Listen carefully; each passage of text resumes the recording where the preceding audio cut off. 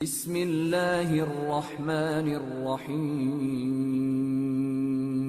یہ جو وائرس ہے جسے کرونا وائرس کہہ رہے ہیں، کرونا آئی تھنک اس لیے سے کہا جاتا ہے کہ اس کی جو شکل ہے وہ کراؤن کی صورت میں ہے، اس سے اس کا نام کرونا وائرس رکھا گیا۔ یہ 1 ملی میٹر کو آپ ڈیوائڈ کر دیجئے 10,000 سے، اس جگہ سے گزر سکتا ہے۔ 1 ملی میٹر کو 10,000 سے آپ ڈیوائڈ کر دیں، وہاں سے نفوذ کر سکتا ہے۔ تو بہت اکڑے جا رہے تھے اپنی ٹیکنالوجی پر، اپنی سائنس پر، کہ مارس سے آگے ہم نے کمندیں ڈال کے رکھی ہوئی ہیں اور جو کچھ دنیا میں پتہ نہیں ہلتا تو ہم دیکھ لیتے ہیں اسے۔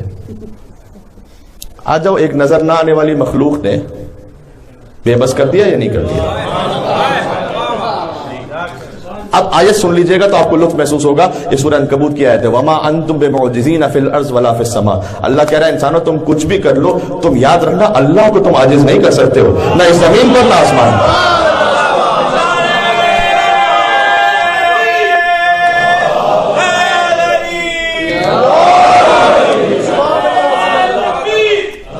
اللہ اکبر، یا رسول اللہ۔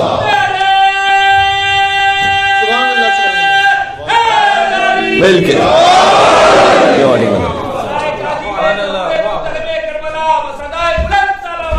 اللہم صل علی محمد و آل محمد۔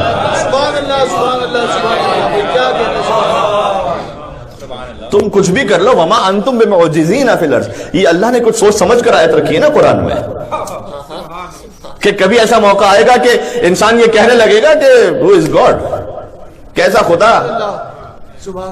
جو لیب میں ثابت ہوگا ہم تو اسے مانیں گے، کہاں کا خدا؟ تو اللہ کہہ رہا ہے کہ تم کچھ بھی کر لو تو مجھے عاجز نہیں کر سکتے۔ کہا زمین میں بھی نہیں کر سکتے، آسمان پہ بھی نہیں کر سکتے۔ اس کا مطلب ہے کہ آسمانوں میں بھی کچھ ایسا ہے، فضا میں، ہوا میں، خلا میں تم کچھ کرتے جاؤ، اللہ کو عاجز نہیں کر سکتے ہو، اتنا یاد رکھنا۔ یہ کاش وہ عقلی اضطرار انسانیت میں جتنا جلدی ڈیولپ ہو جائے گا، یعنی ہم کہ بند راستے پر اب ہے، اس کو کہتے ہیں اضطرار، مضطر ہو جانا، بلاک ہے، جتنا جلدی اسے عقلی طور پر سمجھ لیں گے اتنا بہتر ہوگا۔ اگر عقلی طور پر نہیں سمجھیں گے اللہ پھر سمجھائے گا اس طرح سے۔ اچھا، عقلی طور پر سمجھنے کا مطلب میں آپ سے ایک چھوٹی سی مثال عرض کرتا ہوں۔ یہ میرے خود گزرا ہوا واقعہ، ہو سکتا ہے آپ میں سے بھی بعض کے ساتھ ہوں۔ چند مہینوں قبل کی بات ہے، جب میں سڈنی گیا ہوا تھا تو ایک رینٹا کار لی۔ اب ایئرپورٹ سے رینٹا کار لی تو سچی بات ہے کہ مجھے بہت زیادہ ان لوگوں کا ایکسنٹ سمجھ میں بھی نہیں آتا، اور کچھ ضروری جو باتیں تھی وہ ہو کر تو اس نے کہا کہ انشورنس کروانا ہے یہ 4 دن کے لیے۔ تو میں نے انشورنس پوچھا تو بہت زیادہ تھا، تو میں نے کہا کہ نہیں انشورنس نہیں کروانا، لیکن مجھے بہت کم یوز کرنا تھا اسے۔ تو اس نے مجھ سے یہ کہا جسے میں اس وقت نہیں سمجھ پایا، کہا کہ ٹھیک ہے انشورنس نہ کرواؤ یا سائن کر دو کہ اگر کچھ بھی ہوا، چاہے آپ کا فالٹ ہوا، $4,000 ہم آپ سے لے لیں گے۔ اور میں نے سائن کر کے میں نے کہا ٹھیک ہے یار۔ یقین فرمائیے جیسے ہی پھر گاڑی میں بیٹھا اور ابھی میں روڈ پر آیا ہوں، خود بخود ایک دل میں خوف ہے یا نہیں ہے؟ یہ میں اس کرنا چاہ رہا ہوں، یہ ایک نیچرل انسٹنکٹ ہے کہ میں کسی خطرے میں ہوں۔ میری بات پہنچ رہی ہے، پتہ نہیں کتنی میری بات پہنچ رہی ہے۔ جب تک انسانیت یہ محسوس نہیں کرے گی کہ ہم حجت خدا کے بغیر خطرے میں ہیں۔ بات پہنچ رہی ہے؟ بھائی مل کے صلوات بھیجیں محمد و آل محمد پر۔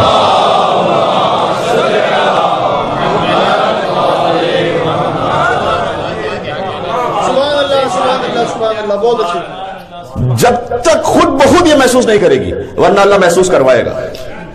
کیا میں اتنا عرض کر رہا ہوں، یہ بات یہاں رکے گی نہیں۔ یہ اس سال جو ہوا ہے، اگلے سال، اس سے اگلے سال معاملات مزید بدتری کی طرف جائیں گے، بہتری کی طرف نہیں جائیں گے۔ یہ میں عرض کر رہا ہوں آپ سے، جب تک انسانیت اپنے آپ کو فرزند زہرا کے لیے تیار نہ کرے۔ مولا کی آمد کے لیے مل کے اور صلوات دیتے محمد و آل محمد۔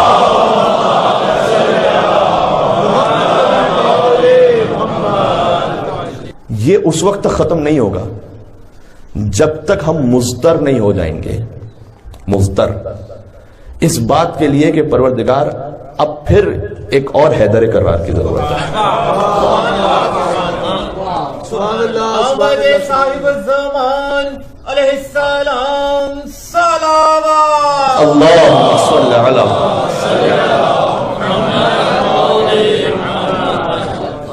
دیکھیں یہ استقرار ہے نا، جو فکر مندی ہے کہ انسانیت کہاں گر رہی ہے، یہ جو فکر مندی ہے یہ عقلی ہونی چاہیے ویسے، یعنی خود بخود آپ میں آنی چاہیے اور ہم میں آنی چاہیے. اگر نہیں آئے گی اللہ اس طرح سے لے کر آئے گا. ایک مرتبہ اس کا نیچرل وے تھا، وہ تو نہیں جا رہے ہم اس طرف تو نہیں جا رہے نا. مثال دے دیتا ہوں ایک، یہ ذہن میں خوف یہ خود نیچرلی آنا چاہیے تھا انسانیت میں کہ ضرورت ہے ہمیں ایک ایسی ہستی کی کہ جس کا کہنا ویسے ہو کہ جیسے اللہ سبحانہ و تعالیٰ کا حکم ہے، جس میں کسی شک و تردید کی گنجائش نہ ہو. بات پہنچ رہی ہے؟ جس پر انسانیت ایسے اعتماد کر سکے. یملا الارض قسطا وعدلا کما ملئت ظلما وجورا، جو دنیا کو عدل و انصاف دے سکے، جو اپنے فائنینشل انٹرسٹ کی بات نہ کرے. دنیا میں کیا کچھ نہیں اس وقت. اگر جاپان اور ہالینڈ کے پاس جو ٹیکنالوجی ہے کہ وہ جس طریقے سے اپنی کلٹیویشن کرتے ہیں، جتنی محدود جگہ پر جتنا زیادہ ان کا پروڈکٹ آتا ہے، اگر وہ باقی انسانیت کو سکھلا دی جائے تو اتنا زیادہ دنیا میں اناج ہے اور رزق ہے کہ پھر کوئی بھوکا ہی نہ مرے. لیکن کیوں سکھائیں گے؟ اس لیے کہ ان کے ویسٹڈ انٹرسٹ اس سے وابستہ ہے. چاہے ایتھوپیا میں، سوڈان میں، صومالیہ میں ہزاروں بچے بھوکے مر جائیں، لیکن وہ اپنا جہاز گندم کا سمندر میں بہا دیں گے تاکہ مارکیٹ ریٹ باقی رہ سکے.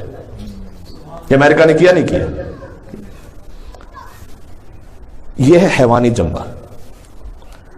انسانیت کو تیار ہونا تھا فرزند زہرا کے ظہور کے لیے. جب تک یہ استقرار نہیں پیدا ہوگا نا تو پھر یہ اللہ کو پیدا کرنا پڑے گا.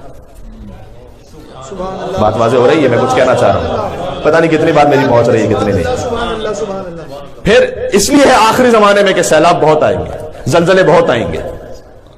آخری زمانے کی اگر آپ احادیث کو پڑھیں تو لکھا ہوا ہے کہ قیمتیں بہت زیادہ ہوں گی، اجناس بہت کم ہوں گی، پروڈکٹس بہت کم رہ جائیں گے. یہ اللہ زبردستی پہنچائے گا وہاں پر. کاش ہم اپنے اختیار سے پہنچ جاتے فرزند زہرا کی ضرورت پر. اب میں اس ڈیٹیل میں نہیں جانا چاہتا کہ اس وقت یہ جو وائرس ہے اس میں کتنا بایو ٹیررزم ہے اور کتنا نیچرل ہے، اس کی بھی ایک اپنی تفصیل ہے، کیونکہ بایو ٹیررزم کا بھی پورا امکان موجود ہے. بہرحال اگر بایو ٹیررزم بھی ہے، ظہر الفساد فی البر والبحر بما کسبت ایدی الناس، اللہ سبحانہ وتعالیٰ نے قرآن میں کہا کہ جتنا کچھ زمین میں فساد ہے وہ انسانوں کے اپنے ہاتھوں کا کمایا ہوا ہے، لیکن جب ایک مرتبہ تم اسے ڈال دو گے اس کے بعد تم سے بھی نہیں سنبھلا جائے گا. جب ہم پڑھتے تھے نا ایک زمانے میں 10-15 سال پہلے تک کہ احادیث ظہور امام زمان اسلام، تو ایسا لگتا تھا کہ پتہ نہیں 1/3 آبادی قحط سے مر جائے گی، 1/3 آبادی بیماریوں سے، جنگوں سے مر جائے گی. تو ایسا لگتا تھا کہ کتنا بڑا کوئی ایسا معاملہ ہوگا کہ جس کی وجہ سے یہ کام ہوگا. سمجھ میں نہیں آتی بات. یہ اللہ دکھا رہا ہے نا آہستہ آہستہ. ابھی جرمن چانسلر نے کہہ دیا کہ ہو سکتا ہے 70% جرمن پاپولیشن اس سے انفیکٹڈ ہو. کلی کا بجانے ایک جگہ میں انٹرنیٹ پہ پڑھ رہا تھا، ایک رپورٹ میں لکھا ہوا تھا کہ اگر اسے کنٹرول نہ کیا گیا تو ہو سکتا ہے کہ 70% لوگوں تک یہ دنیا میں انفیکٹ کر جائے. تو 70% 2/3 بن جاتے ہیں نا. ایک اور بات بھی ذہن میں آتی تھی کہ جب فرزند زہرا ظہور فرمائیں گے، پشت کعبہ پر ٹیک لگائے بیٹھے ہوں گے، جال حق و زحق الباطل کی صدا آ رہی ہوگی، تو انہیں آج سعود چھوڑیں گے کیسے؟ پھر یہ ان کی حکومت ہے، وہ کیا کر لیں گے؟ ارے جب کعبہ ہی خالی ہوگا تو اندر جا ہی نہیں سکتے ہو.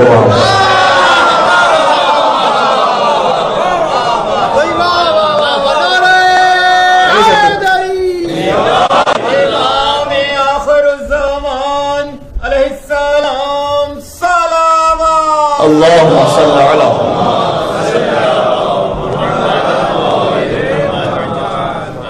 بات ہو رہی ہے؟ فکر نہ کریں، اللہ کے لیے پلاننگ کرنے کی ہمیں ضرورت نہیں ہے.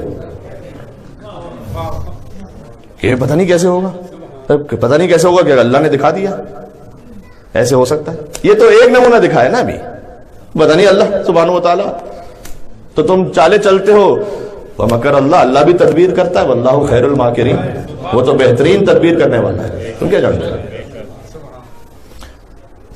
हमारा और आपका काम यह है कि हम अपने जहनों को, अपने नफ्सों को और अपने बच्चों को तैयार करें आहिस्ते आहिस्ते उस इलाही इनकलाब के लिए। इनकलाब हमेशा शुरू होता है अंदर से, उसका आगाज यहां से। दूसरों पर दीन नाफिज करने से पहले सबसे पहले अपने दिल पर, अपने नफ्स पर करना पड़ता है। यहां से इनकलाब शुरू होता है। बात वाज़ेह हो रही है? एक मशहूर मुफक्किर और फलसफी हैं, उनका एक जगह मैंने किताब में लिखा वो बयान देखा था कि जब मैं जवान था तो बहुत इंथुजियास्टिक सोचता था कि मैं कोई ऐसा काम करूंगा कि पूरी दुनिया को बदल के रख दूंगा। जब थोड़ा सा आगे बढ़ा एज में तो मुझे समझ में आया कि शायद दुनिया को बदलना तो मेरे इख्तियार में लगता है नहीं, तो ऐसा करूंगा कि मैं कोई ऐसा जरूर बड़ा काम करूंगा कम से कम अपनी कंट्री पर मेरा पूरा इफेक्ट हो, मैं अपने मुल्क को बदल के रख दूंगा।